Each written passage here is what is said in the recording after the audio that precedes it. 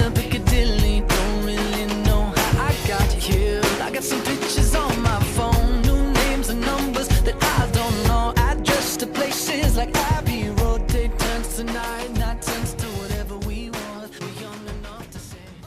Hey, Sancta Smuchko. Yo, өглөөний минь өдрийн минь оройн минь шөнийн минь хаанаас хизээ үзэж байгаа хүмүүст зориулж энэ бол ихэнх нь карантинд энэ үеэр байх хэрэгтэй хаа миний гэдэг хүмүүсээс. Тэгээд юу өнөөдрийн бичлэгэн дээр карантин эхэлсэн юм бол Санктад. Гэхдээ манай сургууль карантинтэй гэсэн ч хичээллүүд аимшигын ихээр өгч гадуур явж хийх судалгааны ажлууд өгöd байгаа. Тэгээ өнөөдөр бол би түүхийн архитектурын барилгын түүхийн хичээлийнхаа даалгавраа хийх гээд явж байна. Тэр нь юунд даалгавар вэ гэхээр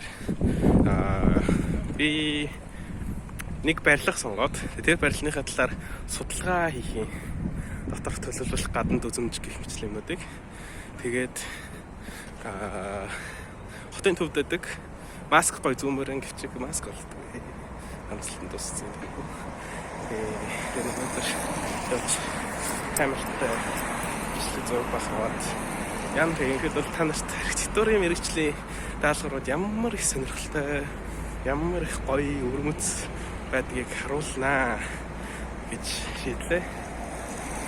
Тэгээд тэр газар руугаа яаж явах вэ гэхээр эндээс гоё метро Трэш. Автобусын цусан дээр юм. Heel ойрхон. Тэгээд автобусын цусан дээр.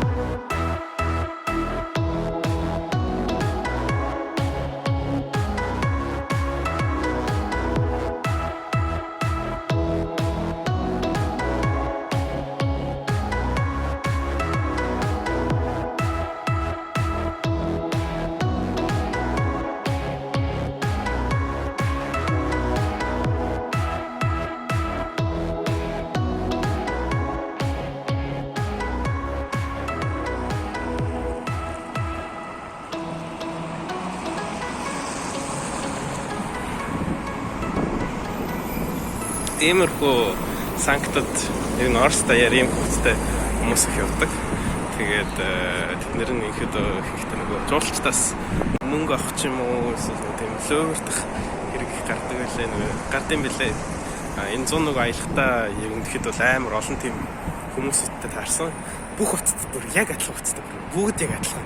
Тэгээд нөгөө арга нь бүр яг адилхан бүр бүтэн тийм нөгөө байгуулга юм шиг. Тэгээд ийм хүмүүсээс ерөнхийд Орос явж байхдаа боломжлолоор зураг мураг дийдэж болж байгаагаа. Тийм. За.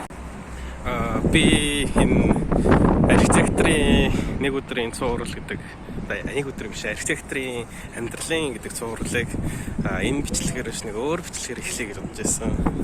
Гэхдээ нөгөө юунес нь сургууль хаагаа тэг сургууль дээр нөгөө тэрнийхээ талаар бичлэг хангалттай хийж чадаагүй хүмүүс болоод хангалттай материал цуглараагүй тэгээ тэрэнгүүгээр эхлэхээр шийдээд тэгээ одоо энэхэд бол ажмаар юмнуудаа нөхөж чинь энэ өвчнөөс болж олон тийм юу яасан төлөвлөгөөнүүд хаагдсан. Тэгээ тэр төлөвлөгөөнүүдээ одоо өөрчилж зохицож амьдрахгүй бол хэцүү. Энэ зүүн одоо хэрэг гайгүй байвал юу өөрөвчтэй аялаа энэ. Гэхдээ хизээ юу яаж гайг болохыг мэдэхгүй болохоор тэгэл харцанчлаа. Гайг болчихлоо дээ. Санкт-Петербург хот бол ерөнхийдөө юунуудад архитектор хүнд бол архитектор хүнд үнэхээр гайхалтай, гайхамшигтай газар. Яагаад вэ гэхээр ингээл 90 тойрон тийшээ харахад барилга болгон өөр ингэсэн тийм гоё үзэсгэлэн үзэмжтэй, стайлтай тэгээд тэрийг хараа зүгээр баясгах гэхээр байдаг.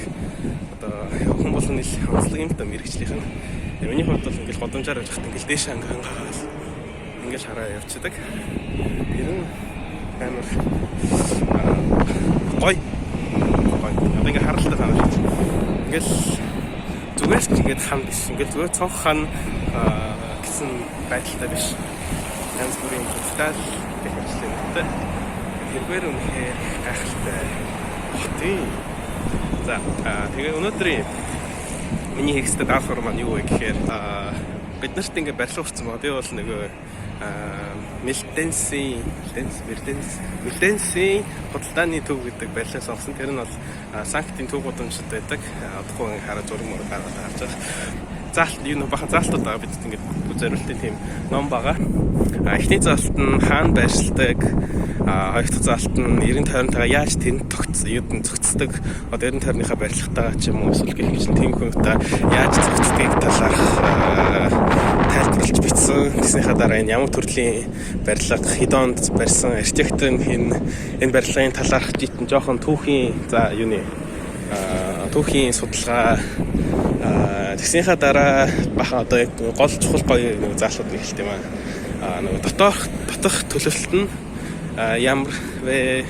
Гаднах нөгөө барилгын барьсан нөгөө материал, гадналынхаа нөгөө тийм фасад нь нүүр царай нь хэр их 90 тойрныхаа байшинтай нөх нөлөөлдөг вэ?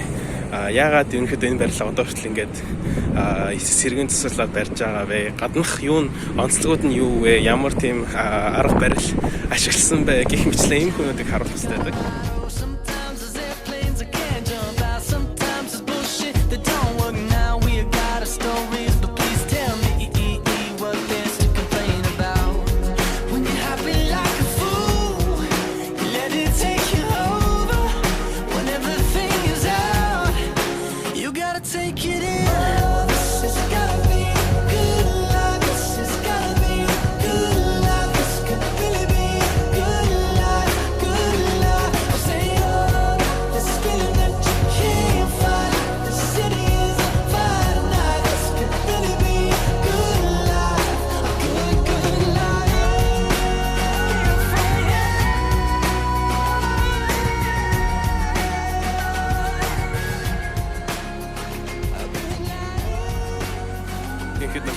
Үндсэн даалгавраа хийсэн одоо гоё тав дахьтай хайрж болно.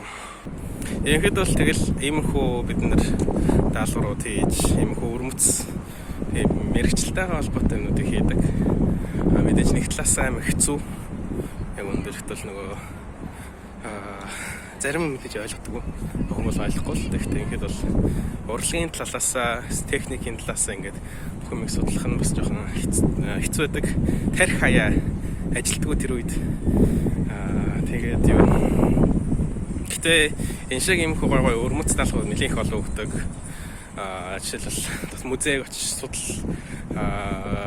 гэх мэтлэн нэг өрмөц тийм даалгаврууд байдаг.